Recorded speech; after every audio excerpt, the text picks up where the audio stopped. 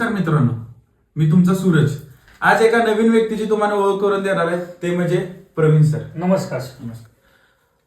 सरांचं एज्युकेशन हे पुण्यातील नामांकित मेडिकल कॉलेज बीजे मेडिकल कॉलेज आणि ससून हॉस्पिटल पुणे या ठिकाणी झालेलं आहे. सरांचं 2019 साली सीएचओ या पदावर नियुक्ती झाली होती. त्यावेळी त्यांनी सर्व्हिस देऊन त्याच्यानंतर 2020 साली त्यांना सार्वजनिक आरोग्य विभागाअंतर्गत त्यांना नर्सिंग ऑफिसर या पदावर त्यांची नियुक्ती झाली. त्यानंतर 2024 साली नंतर वैद्यकीय शिक्षण संस्थेमध्ये त्यांची नर्सिंग ऑफिसर या पदावर नियुक्ती झाली. सर, आपल्या फॉलोअर्स आणि नर्सिंग ऍस्पिरंटला तुम्ही कोणते मार्गदर्शन द्यावे अशी माझी नम्र विनंती. धन्यवाद सर. आता जी जाहिरात प्रसिद्ध झालेली आहे समुदाय आरोग्य अधिकारी पदाकरिता, त्या पदाकरिता जे काही बीएससी नर्सिंगचे विद्यार्थी आहेत त्यांच्यासाठी काही महत्त्वाच्या 1-2 गोष्टी मी आपणास सांगणार आहे. त्यात सर्वप्रथम मी आपणास सांगू इच्छितो. Firstly I want to tell you, to succeed as a nursing aspirant you need a blend of effective study techniques and strong soft skills. The key is to study smart and manage your time well.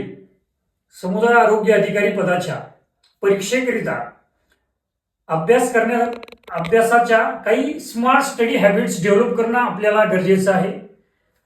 2020 साली मी समुदाय आरोग्य अधिकारी पदाची परीक्षा दिली होती. त्यावेळी competition कमी होतं. त्या तुलनेत आजच्या घडीला कॉम्पिटिशन खूप वाढलेलं आहे. त्याकरिता स्मार्ट स्टडी करणं आपल्याला गरजेचं आहे. त्यामध्ये सर्वप्रथम म्हणजे प्रिव्हियस ज्या काही सीएचओच्या एक्झाम झालेल्या आहेत त्याचे एमसीक्यू प्रॅक्टिस तुम्ही करणं गरजेचं आहे. दुसरी गोष्ट म्हणजे क्लिनिकल बेस क्वेश्चन्स आजकाल सीएचओच्या एक्झाममध्ये भरपूर येत आहेत.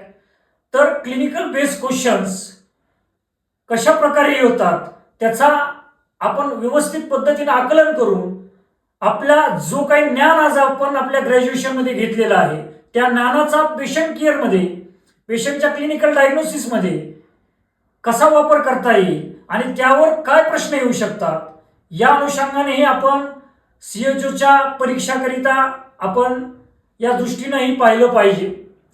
दुसरी गोष्ट अशी आहे की समुदाय आरोग्य अधिकारी पदाची परीक्षा ही पुढील काही महिन्यामध्ये होईल. पण त्या परीक्षेकरिता तुम्ही आत्तापासूनच तयारीला लागणं गरजेचं आहे. त्यामध्ये व्यवस्थित स्टडी मटेरियल तुमच्याकडे असणं गरजेचं आहे. स्टडी मटेरियलचा योग्य वापर हा तुमच्या ज्ञानामध्ये आणखी भर पाडू शकतो. त्याकरिता मी काही तुम्हाला पुस्तकाची नावे सांगणार आहे. त्यात सर्वप्रथम म्हणजे सीएचओचं कॉम्पिटेटिव्ह गाईड नावाचं पुस्तक. त्यामध्ये 7000 MCQs आहेत. त्या MCQ मधून तुम्हाला स्वतःचं आत्मपरीक्षण करता येईल की आपण किती MCQ आपण सोडवू शकतोय, किती आपले चुकत आहेत, किती बरोबर येत आहेत. त्याबद्दल